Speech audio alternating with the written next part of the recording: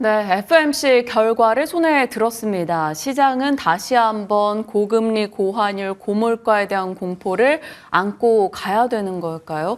어떤 전략이 필요할지, 이에 맞설 수 있는 국내 장만의 무기는 무엇일지 좀 집중적으로 이야기 풀어가도록 하겠습니다. 오늘 특별한 분 모셨어요. 더 프리미어 강관우 대표님 자리하셨습니다. 어서 오세요. 안녕하세요. 네, 반갑습니다. 너무 오랜만에 뵈서 저희가 좀 좋고 밝은 얘기하고 싶은데 네.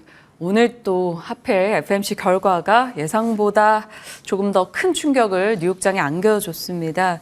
어떻게 바라보시는지 현재 FOMC 내용과 시장관 그것부터 전해주세요. FOMC는 뭐 이번 거는 시장 예상대로 나왔잖아요. 근데 문제는 내년에 어떻게 할 거냐 이런 생각인 건데 생각이 많이 달랐죠. 시장 생각하고 그 파월의 생각하고 많이 달라가지고 내년 상반기에도 뭐 추가 금리 인하 가능성을 봤던 시장인데 그거에 비해서 파월 입에서 나온 거는 당분간은 좀 쉽지 않을 것 같아. 3월도 넘기고 5월이나 가야지. 아니면 뭐 하반기 가서 두 차례 스몰 컷으로 갈 가능성이 크다.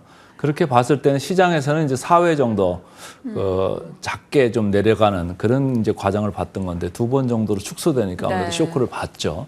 근데 그거는 어쩔 수가 없었어요. 작년에 이제 금년이죠. 24년에 트럼프가 대통령이 되면서 아직 안 됐죠. 이제 당선이 되면서 이제 생각했던 거는 트럼프가 관세 정책이나 이런 재정 정책 이런 거 막 과감하게 할 텐데 그러면 인플레 압력은 없을까? 이런 사실 우려를 했었거든요. 네. 그럼에도 불구하고 시장은 좀 달렸었죠. 그 시장이 좀 먼저 달린 감이 있었고 그거는 그 금리 인하 기대감에 상당히 기초를 했다. 그래서 제가 이제 여러 방송에서도 얘기를 했습니다마는 그 트럼프가 관세를 저렇게 올리고 대중무역 관세를 특히 60%대로 올리고 재정 정책을 저렇게 과감히 하면 인플레 압력이 있을 거다 이런 생각을 계속적으로 얘기를 했댔어요. 그래서 우리가 시장에서 기대하는 것보다 무려 1.7% 포인트까지 올라갈 수도 있다 이런 연구 보고서가 있었거든요. 그래서 네.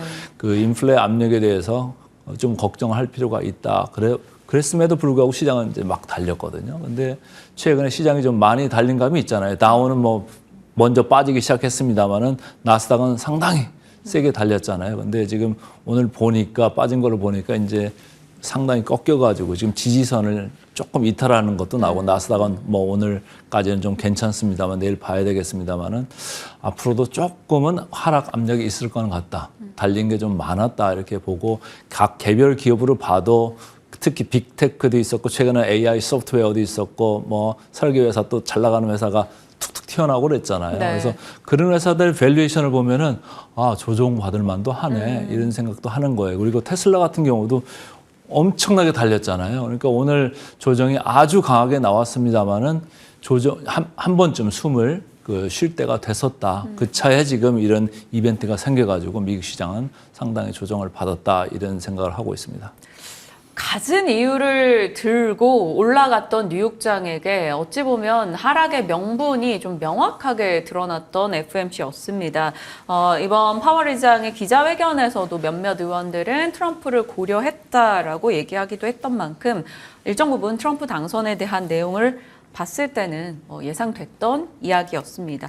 앞으로 이제 그것을 국내장이 어떻게 소화하는가가 중요하겠죠. 미국은 올랐으니까 떨어지는 거 그래 소화 과정이다 할 수 있는데 국내장은 제대로 오르지도 못한 상황에서 이런 이슈를 맞이했어요. 그러고 환율과 금리가 이렇게 불편하게 할 때 외국인의 수급 어떻게 될까요? 외국인 어제는 그냥 샀는데 네. 오늘은 또 안 그럴 것 같죠? 근데 어쨌든 외국인의 수급은 제가 볼 때는 당분간 좀 안 좋을 수는 있어요. 특히 삼성전자가 제대로 뭐 실적을 보여주지 않고 있고, 그 다음에 그 퀄테스트 통과됐다는 소식도 지금 들려오지 않고 있고 이래가지고 삼성전자에 집중된 매도세가 당분간에 이어질 가능성이 상당히 크다 이렇게 보고 있어요. 그래서 타이밍적으로 봤을 때 12월, 1월, 2월 초까지 정도는 저는 외국인 매도세가 있을 수가 있겠다 이런 생각이에요. 그 이유는 하나만 꼽으라면 삼성전자입니다. 왜냐하면 삼성전자 이재용 그 재판 네. 그 결과가 2심 결과가 2월 초쯤에 나올 가능성이 상당히 많아요. 2월 첫째 주 지나고 나면은 2심 재판부가 이제 정기 인사 때문에 갈리거든요. 네. 그럼 그 전에 이제 재판 이제 결과가 나올 텐데 그때까지는 삼성전자 입장에서는 어쨌든 무죄를 계속 이제 주장을 하고 지금 삼성전자가 취한 그 입장이 있잖아요. 우리나라에 또 포지션이 있잖아요.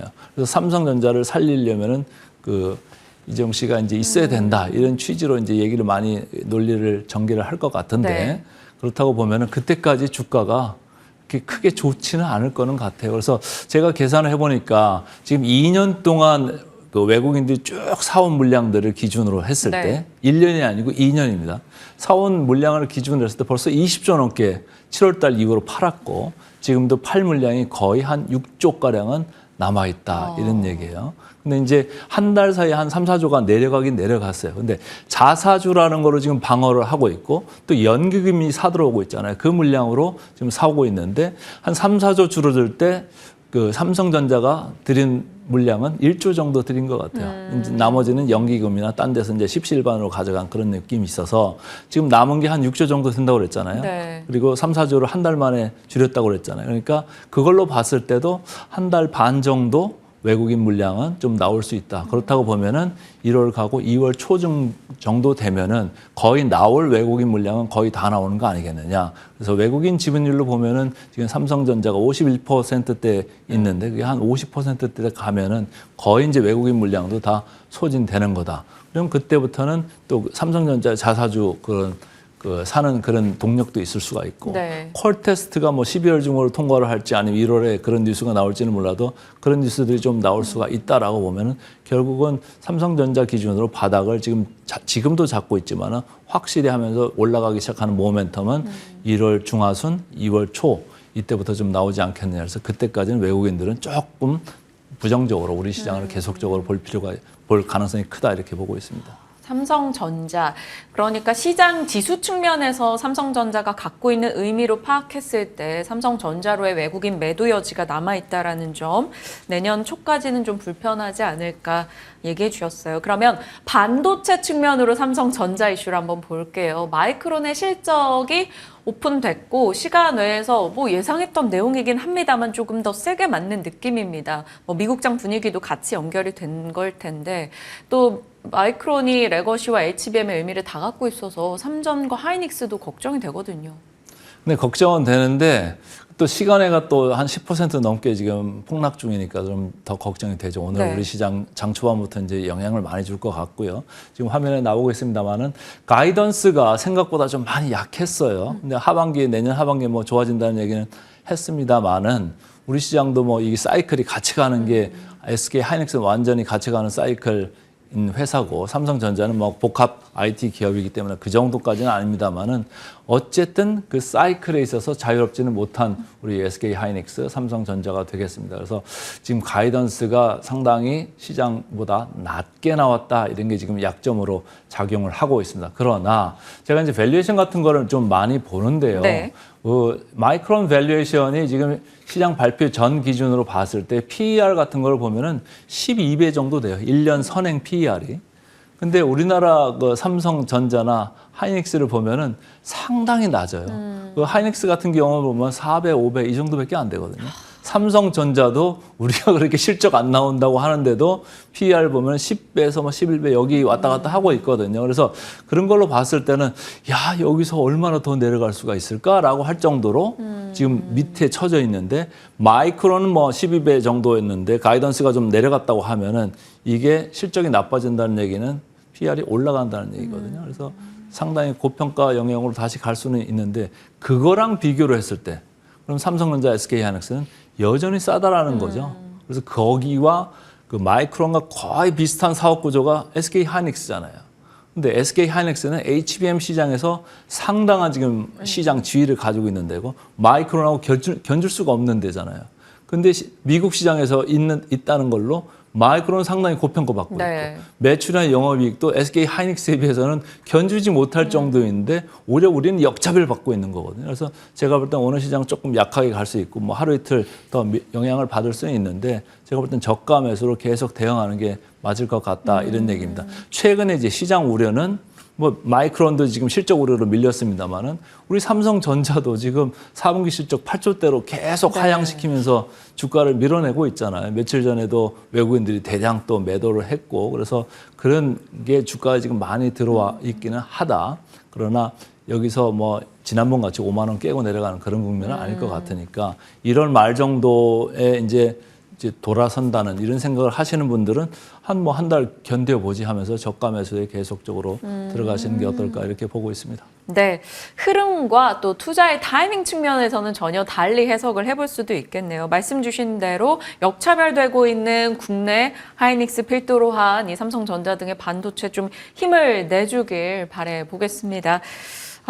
반등을 하는 구간에서 저희가 어떤 섹터를 봐야 될지 미리 한번 대표님의 시각을 듣고 싶어요. 지수가 좀 지지부진하다가 돌리는 시점엔 가장 먼저 저희가 앞단에 두고 볼 섹터 뭘로 보십니까? 저는 개인적으로 내년, 금년에도 그랬습니다만 내년도도 AI 관련되는 하드웨어, 소프트웨어 이쪽이 시장을 좀 반등을 끌고 나가지 않겠느냐 이렇게 봅니다. 금방 이제 삼성전자, SK 하이닉스 말씀드렸잖아요. 근데 거기 말고도 최근에 또 부각되는 게 AI 소프트웨어 네. 이쪽이 많이 부각이 되고 있고 또 최근에 또 ASIC이라고 또 나왔잖아요. 그래서 그런 것들로 이렇게 총칭되는 그런 IT 첨단 쪽에 그런 테마나 업종들이 계속적으로 장을 끌고 갈 수 있다. 여기 성장성이 있다. 이렇게 보는 거예요. 근데 하드웨어하고 소프트웨어 쪽은 조금 구별해서 좀 볼 필요는 있어요.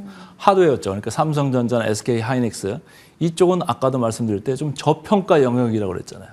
근데 AI 소프트웨어 쪽은 상당히 고평가 성장성은 있다고 네. 하는데 너무 비싸요. 그래서 최근에 보면 팔란티어 주가도 막 올라가기는 올라갔는데 제가 차트 하나 준비한 게 나올지는 모르겠습니다만은 네. 거기 PER 같은 거 선행 PER을 보면은 100배가 넘습니다.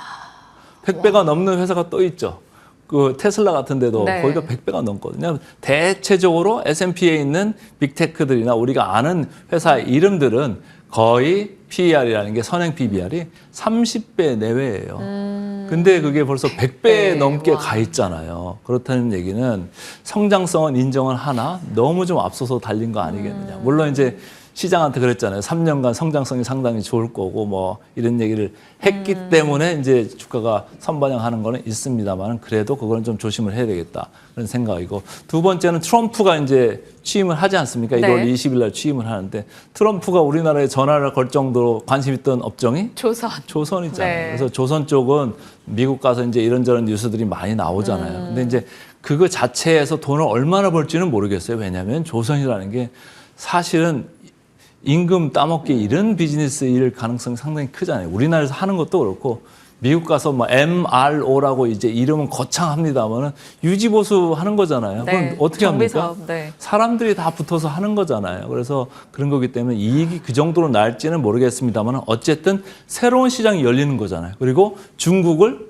배제한 시장이 열리는 거다. 그런 관점에서 봤을 때는 상당히 여기가 성장성이 좀 들어올 수가 있겠다. 마진은 작지만은 성장성이 있을 수가 있겠다. 그래서 제가 볼 때는 반등을 한다고 하면은 AI 소프트웨어, 하드웨어, 그리고 조선 이렇게 좀 끌고 가지 않을까 이렇게 보고 있습니다. 뭔가 격가지들을 다 쳐주고 좀 본질로 볼 수 있는 내용에 집중하게 해주시는 것 같아요.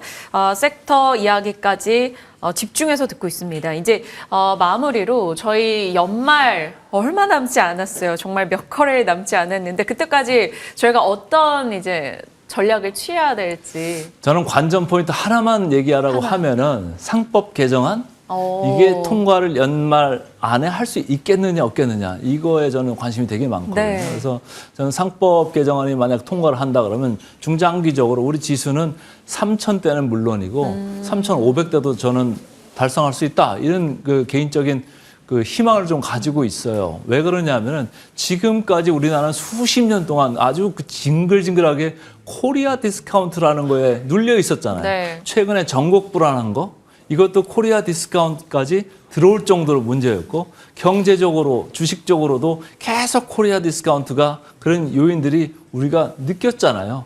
근데 지금은 정치적으로도 그렇고 경제적으로도 그렇고 그런 거를 걷어내지 않고는 바뀌지 않고는 안 되는 그런 상황에 우리나라가 몰려 있다.